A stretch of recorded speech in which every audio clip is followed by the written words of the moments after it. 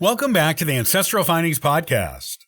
Today, let's look at the term Doughboy. It is one which remained a popular nickname for U.S. servicemen for almost 100 years, and which almost certainly had its origins in the Mexican-American War of 1846 to 1848.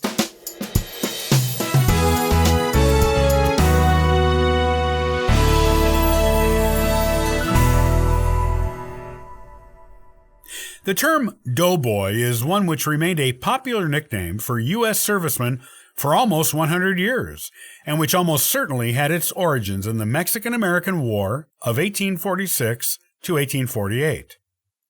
The suggestions for the first uses of the name are varied, and while some have merit, there are others which are quite clearly unlikely at best. The Mexican-American War, which commenced in 1846, came about as a direct result of the annexation of Texas, then an independent country, by the United States. Mexico still viewed Texas as Mexican territory, despite the complete failure of their forces during the Texas Revolution of 1836. The war lasted for 2 years and ended with the sacking of General Santa Anna, who had led the ill-fated campaign in Texas during the Texas Revolution, and the surrender of the Mexican forces in the early part of 1848, with many of the larger Mexican cities having fallen under American control.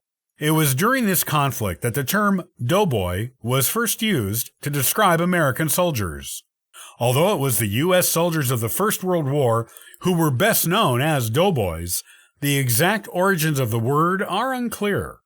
It was widely used by British sailors and soldiers alike during the Napoleonic Wars, with these men becoming familiar with a fried flour dumpling called a doughboy.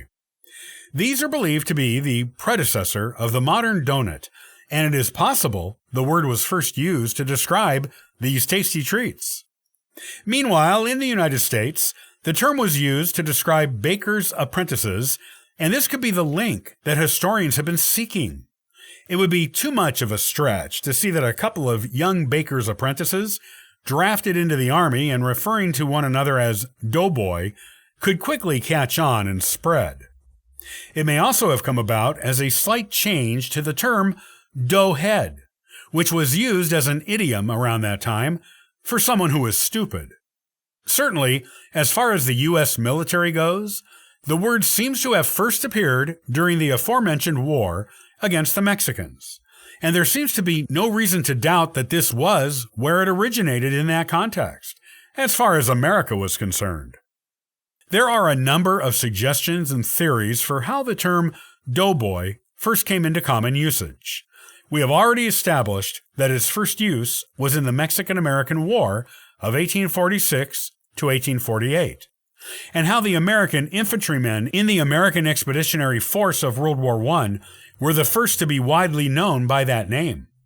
But the exact reason for the terminology is difficult to pin down, and there are numerous theories. One of the early ones was that it was because the uniform the American soldiers wore had a white belt. This was kept clean by using pipe clay or dough.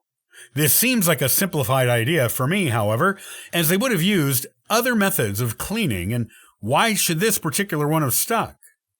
Another explanation was that these American soldiers loved fried flour dumplings, and this contributed to how they got their names. An alternative to this was that the Salvation Army sent volunteers to France during the Great War to cook donuts for the troops. This reason clearly does not take into account the earlier use of the name during the Mexican-American War and the fact that the term was already in use prior to the troops arriving in Europe. Another suggestion was because of a dough and rice concoction, which were the rations of troops during the 1846 to 1848 war, that were fashioned into a bread-like food and then slowly baked in the ashes of a campfire, or speared on the end of a bayonet to be toasted, much like the tradition of campfire marshmallows. This theory was raised following the discovery of written memoirs of a soldier of the Mexican-American War and could certainly hold some merit. Buttons on infantry coats were also said to resemble the shapes of the dumplings the soldiers ate, although there may be some confusion about which war these uniforms relate to. There were also jokes made about the name. One popular one, possibly originating from British and French soldiers who had borne the brunt of the fighting in the trenches for 3 years prior to American involvement, commented that the Doughboys were needed in 1914 but didn't rise until 1917. This sort of dark sarcasm is typical of frontline soldiers from any war in any century. Although an entertaining story, this joke probably was likely to have been spawned by the word, rather having any part in its creation. The adobe theory is perhaps the one that would most closely fit. The idea is that the soldiers marching into Mexico across a dry countryside kicked up vast amounts of dust, which then stuck to their uniforms, and gave them the look of the adobe buildings which were such a common feature. It doesn't take too much of a linguistic leap to see that adobe could have transformed into doughboy over quite a short time. The troops of the American Expeditionary Forces, AEF, which were sent to fight in Europe in 1917, were the first doughboys to make an appearance in a theater of war outside the United States. While their participation in that year was only a small scale, it increased steadily until there were some 1 million American soldiers in France by the following year, with that number doubling by the end of the war. The contribution to the war by American doughboys, compared to that made by British and French troops in the earlier gigantic battles of the conflict, was undoubtedly tiny by comparison during the early months of U.S. participation. However, with the huge numbers of American troops eventually swelling the Allied armies as the months progressed, it was only a matter of time before reality set in and the Germans agreed to armistice. The doughboy moniker fell out of favor with the Army, and it was gradually replaced around 1940, with the more modern term of GI taking over. GI is derived from either government issue or general issue, and has remained the preferred name to be used for American servicemen since World War II. It's not clear why the use of the word doughboy fell into disuse, but it may have come about during the Great War when U.S. equipment was stamped with GI and American servicemen referred to German artillery rounds as GI cans. By the time the U.S. servicemen of the Second World War had arrived in Europe, the doughboy was no more, and the GI was the favored nickname. Following the Great War, it was felt that there was a need to honor the men who had served in France. The spirit of the American doughboy, designed by E.M. Viquesney, was a copper statue which appeared in scores of communities across the United States during the 1920s.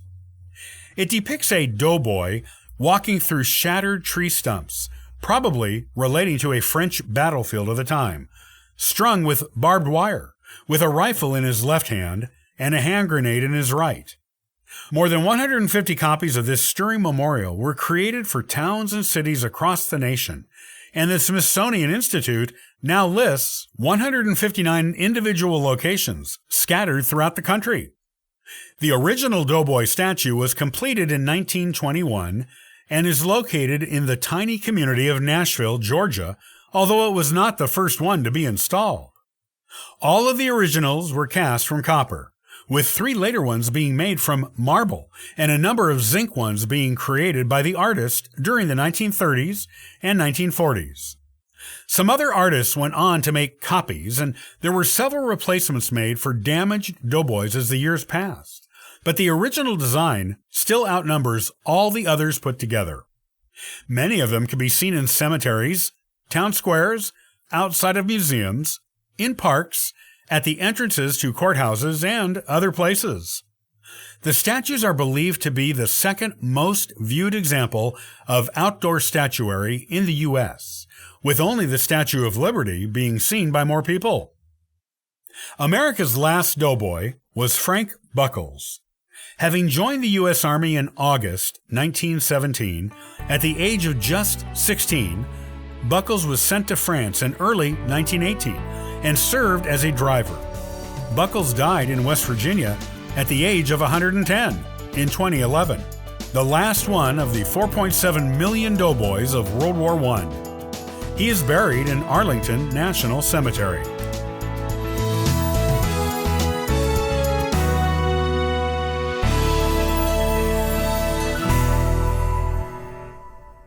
Thanks for listening and subscribing to the Ancestral Findings podcast. Check out ancestralfindings.com and download a free genealogy ebook and sign up for the weekly historical postcard giveaway. I hope you have a wonderful day and happy searching!